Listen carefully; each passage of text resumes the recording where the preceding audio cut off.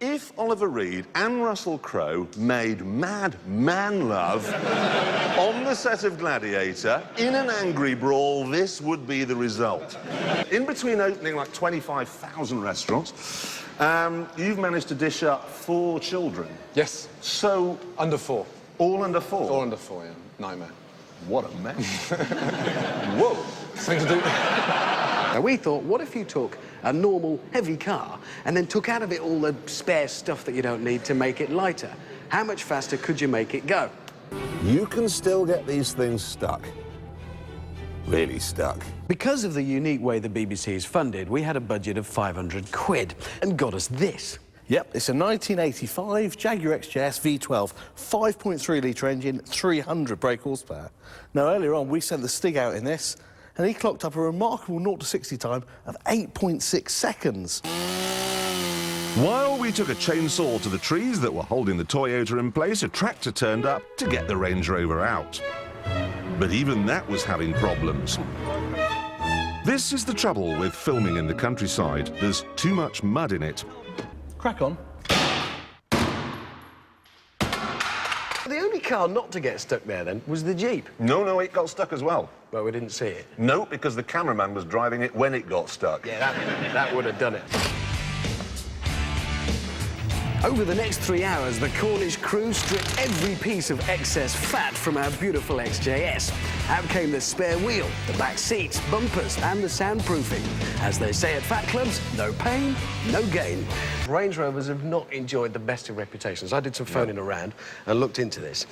They did suffer a few problems. I mean, it was with stuff like the paintwork, interior trim, a bit rattly, engines, they could be a problem. Yeah, the 4-litre.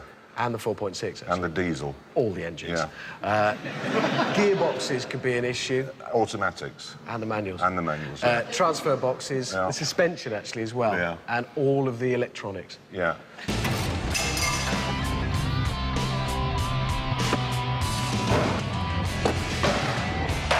OK, right, lend us one for 6 months. And they've agreed. And if anything falls off, or melts, or breaks, in any way, we can murder the managing director's dog. That's fair. In front of his children.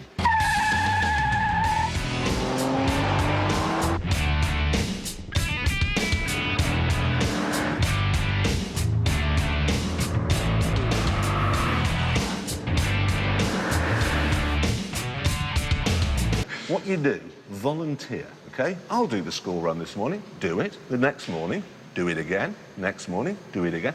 4th morning, say to your wife, a lot of those mums at the school, quite slim, aren't they? Never do it again. We had a bit of an idea. We thought, hang on a minute, you're driving along in a car which has a big, hot engine in the front. Why not use that to cook your food as you drive along? This is a motorcyclist called Leon Humphreys, who has been taken to court by the DVLA because he forgot to tell them that his Suzuki was off the road, OK? He has claimed that under medieval law, he's entitled to settle the dispute in a trial by combat. Oh, yes! This is a Subaru Forester, and strapped to its flat 4 engine, we have a succulent turkey breast and a reduction of porcini mushrooms and red wine garnished with winter sprouts. And what could be more delicious than that? But under medieval law, which is still on the statute books, he's entitled to fight a champion nominated by the licensing agency. This is the larder we turned into a Lotus the other day, and that's being used to cook a baby rack of lamb with market vegetables. It is a fight to the death. That's quite strict. And you're allowed to use swords, knives, or blacksmith's hammers. Nice. Now, Nice to that's have good the choice. television. It is. That's something I'd want to watch. Now, the Suzuki Liana, which will be cooking a wild salmon on a bed of lemon thyme, accompanied by Pom's Top Gear. Vegetarian option there. The Velsatis. It's a businessman's car, but only if your business is Enron.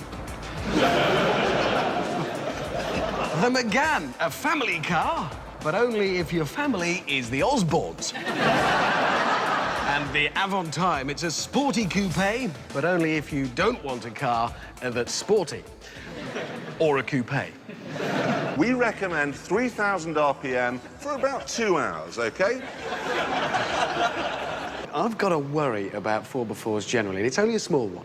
I like them, I get them, I get the big thing, I like them big, and I like the height, I like high. You would? It's kind of a I can see why you'd like that. I do enjoy that bit. I'm used to it. But Yeah, for see me why it's a new experience. for you. sometimes quite scary, actually.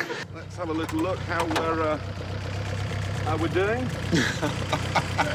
I think it's still a bit pink. I'll add some seasoning, see if we can mask the smell of engine oil in there. This is a Volvo Estate, of course, so the back is huge. It'll take anything in here up to a horse.